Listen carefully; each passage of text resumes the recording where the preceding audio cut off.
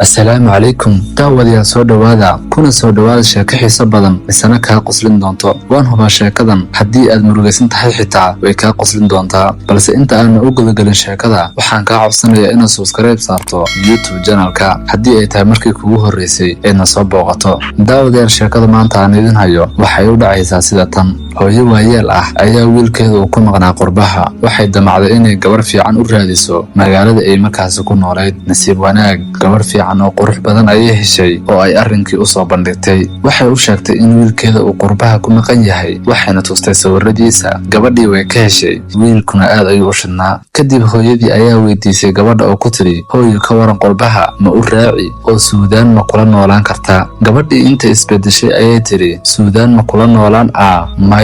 may waan ka baxay baddaas balse sida ay wax moodaysa ma ahan hooyadii wiilku dhashay oo murugaysan ayaa soo laabatay gabar jaarka ah ayaa aragtay maamadii oo maanta wajigeeda bedelan yahay murugana ay ka muuqato halkaas ay markaas ayayna ku tiri ducanabey maxaa ku helay maanta wajigaada ma fiicne maamadii ayaa u sheegtay arrinkii kolkaas ayaa gabadhii waxay ku tiri hooyo aniga ayaa wiilkaaga siduu yahay ku qaadanayo ilaahna tala saaranayo ee walwalka iska daa sidii ayaana dhacday maalintii dambe ayaa wiilkii WhatsApp ka soo wacay gabadhii misana lambarkoodu waa Sweden gabadhii oo yaaban ayaa u sheegtay in hooyadiis ay ku tiri Suudaan buu joogaa intuu qoslay ayuu dhahay hooyada waxay isku khaladaa Sweden iyo Suudaan